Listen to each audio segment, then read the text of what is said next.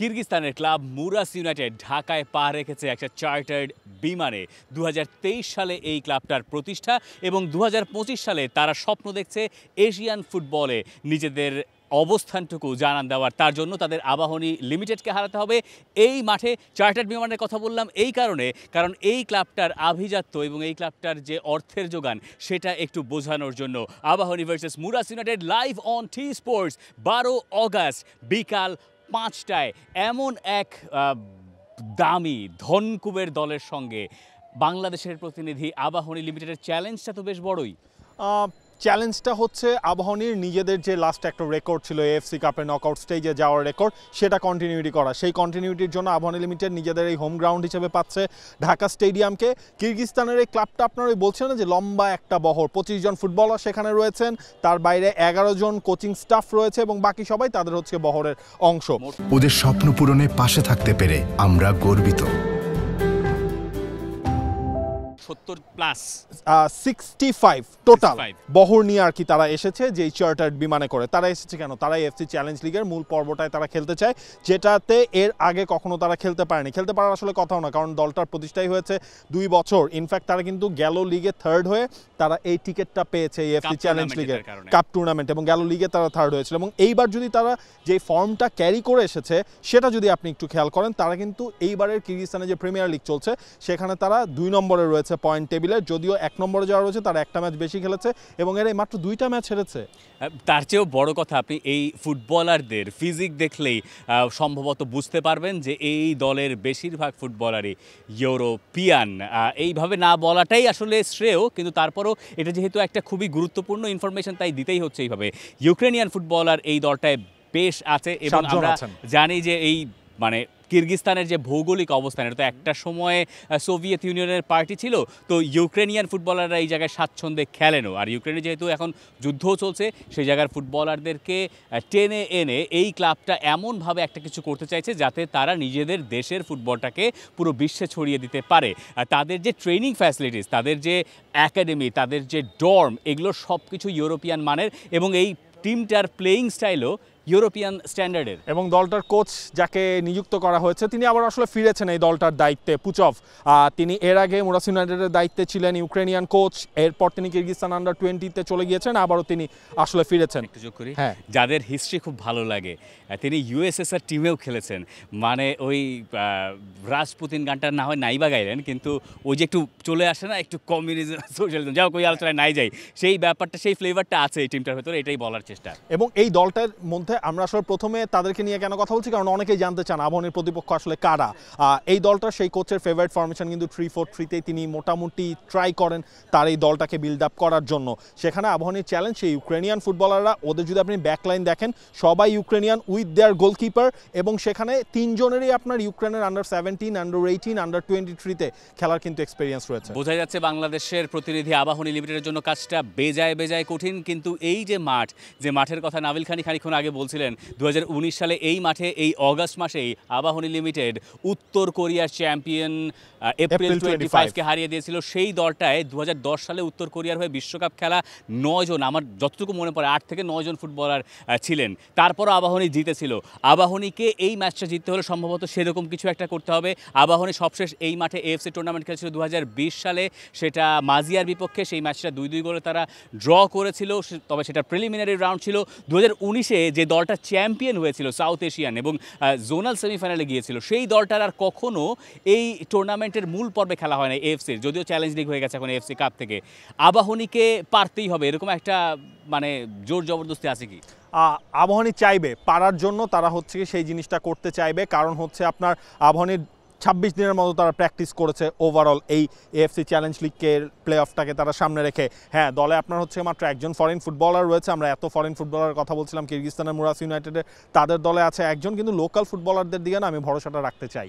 আবাহনীর যারা আছেন, আগের পুরো সেম ডিফেন্সিভ লাইন থেকে শুরু করে গোলকিপার সেটা রয়েছে, সামনে আসলে নতুন কিন্তু আরও অস্ত্র যুক্ত হয়েছে।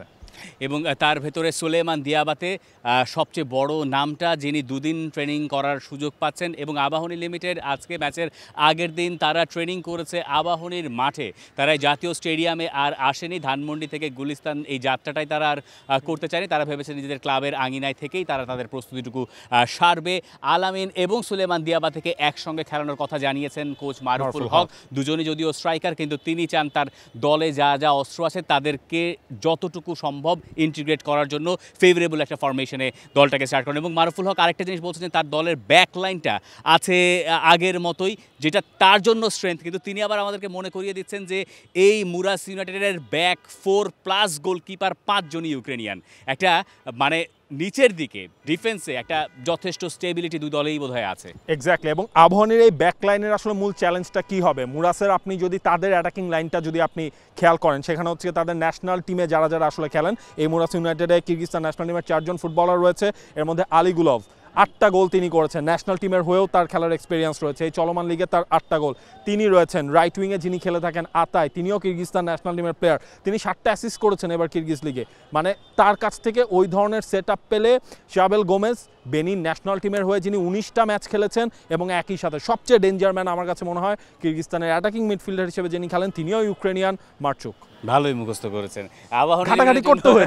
আবাহনী লিমিটেডের জন্য চ্যালেঞ্জ তাদের মিডফিল্ডটা, যে মিডফিল্ডটা অনেকটুকু ফাঁকা হয়ে গেছে তাদের, এবং যেখানে হৃদয়, রাফায়েল আগুস্তোরা চলে গেছেন বসুন্ধরা কিংসে, মিডফিল্ডে সমীকরণ মেলানোটা আবাহনীর জন্য একটু চ্যালেঞ্জ। আমরা যদি সামনে সুলেমান দিয়াবাতে আলামিনদেরকে ধরে নিই, মিডফিল্ডের হিসাবটা মেলানো একটা মানে একটা ব্যাটল। দেখেন এই জায়গাটায় মনে হয় যে জিনিসটা হবে, আবাহনী কোচ মারুফুল হক তিনি ওই শাকিলের ওপর ভরসাটা তিনি রাখতে চাইবেন ডিফেন্সিভ মিডফিল্ডার হিসেবে।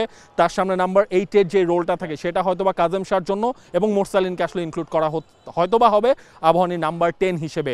সুতরাং ওই জিনিসটা কিন্তু আবাহনী আসলে কাজ করছে। উইংয়ে আপনি ইব্রাহিমকে ইউজ করতে পারেন, উইংয়ে আসলে অপশন রয়েছে, এনামুলকে আপনি উইংয়ে ইউজ করতে পারেন, এবং সামনে যদি আলামিন আর সুলেমান দিয়াবাতেকে নিয়ে যদি আপনি করতে পারেন। সুলেমান দিয়াবাতের ফার্স্ট এএফসি টুর্নামেন্টের ম্যাচ বাংলাদেশের কোনো ক্লাবের হয়ে, এবং আলামিনের জন্য তাই, কাজেম শাহর জন্য তাই। আবাহনী হয়তো ঐতিহ্যের দিক থেকে অনেক এগিয়ে। মুরাস ইউনাইটেডের বয়স মোটে 2 বছর, আবাহনীর বয়স কত 50-এর বেশি, তাই না? 50+, এক্স্যাক্টলি 50+ তাদের বয়স। এখানে ইতিহাস ঐতিহ্যের একটা ব্যাপার থাকে, মানে হেরিটেজের যে ব্যাপারটার কারণে রিয়াল মাদ্রিদ বারবার চ্যাম্পিয়ন্স লিগ জেতে, সেই হেরিটেজটা আবাহনী লিমিটেড যদি তাদের ঘরের মাঠে কাজে লাগাতে পারে সমর্থন দিয়ে, তাহলে বোধ হয় আবাহনীর পক্ষে সম্ভব। দেখেন মুরাসের একটা অ্যাডভান্টেজ তার খেলার মধ্যে আছে, হ্যাঁ। আবাহনীর জন্য আরেকটা অ্যাডভান্টেজ হচ্ছে মুরাস আবাহনীকে নিয়ে ঘাটাঘাটি করে আসলে খুব বেশি কিছু পায় নাই ওই ভিডিও অ্যানালাইসিস করার জন্য। এবং সময়টা আপনি যে প্রশ্নটা আসলে করেছিলেন, বিকেল 5টায় এই ম্যাচটা শুরু হবে। কিরগিজস্তানের ওয়েদার, টেম্পারেচার, ওদের লোকাল টাইম, এবং ইউক্রেনিয়ান যেসব ফুটবলাররা খেলছে তাদের জন্য তো এটা একটা চ্যালেঞ্জ। এটা একটা চ্যালেঞ্জ। এবং এই যে গরমটা, এই গরমটা নিয়েই আমাদের প্রশ্ন ছিল যে এখানকার কিক অফ টাইম 5টা বাজে, তো এইটা আপনার জন্য একটা চ্যালেঞ্জ কিনা? কিরগিজস্তানে তো আর এরকম গরম না। তখন আমাদেরকে কিরগিজস্তানের ক্লাব মুরাস ইউনাইটেডের কোচ বলেছেন যে তুমি বোধহয় জানো না আমাদের টাইম জোন আর তোমাদের টাইম জোন এক। কিরগিজস্তানে পরে আমি আসলে দেখলাম টাইম জোন এক, আমি কখনো কিরগিজস্তানে যাই না, জানিও না, এবং ব্যাপারটা মজা লেগেছে। তিনি বলছেন আমি যখন জেনেছি যে 5টা বাজে খেলা, তখন থেকে তার ট্রেনিং স্কেডিউলটা তিনি ওইভাবে করে মেনটেন করছেন 5টা বাজে। তো তারপরে আবার তিনি বলছেন যে এখানকার গরম আর ওখানকার গরম এক না, ওখানেও গরম আছে, কিন্তু এখানের হিউমিডিটিটা, এবং আবাহনীর মূল টার্গেট থাকবে আসলে এই হিউমিডিটি দিয়ে তাদেরকে বিট করা। সব কিছুই প্রায় আবাহনীর এগেনস্ট। আবাহনী যেহেতু লিগের মানে সিজনের ফার্স্ট ম্যাচ, দলের যা অবস্থা, ফিটনেসের যা অবস্থা, সেখান থেকে তাদেরকে অনেক কিছুর সঙ্গে ফাইট করতে হবে। এই সব কিছুর বিপরীতে গিয়ে আবাহনীকে আসলে ফিরিয়ে আনতে হবে 2019-এ, যখন তাদের ওই ম্যাচটার কেউ ফেভারিট ধরার নাই, সেই রকম একটা পারফরমেন্স, প্রাণবন্ত পারফরমেন্স, যেখানে আসলে মাঠের ট্যাকটিক্স তো থাকবেই, কিন্তু মনের জোর থাকতে হবে অনেকখানি বেশি। এবং আবাহনী লিমিটেড তারা নিজেদেরকেও আসলে এতটুকু বোঝাতে সক্ষম হয়েছে যে তারা শুধু ক্লাবকে প্রতিনিধিত্ব করছে না, তারা পুরো বাংলাদেশকে প্রতিনিধিত্ব করছে। এবং এই বাংলাদেশের প্রতিনিধিদের ম্যাচটা আপনারা দেখবেন কোথায়?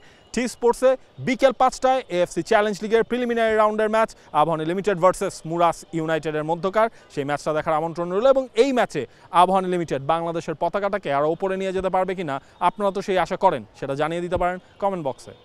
For more updates, subscribe to our YouTube channel and click on the bell icon.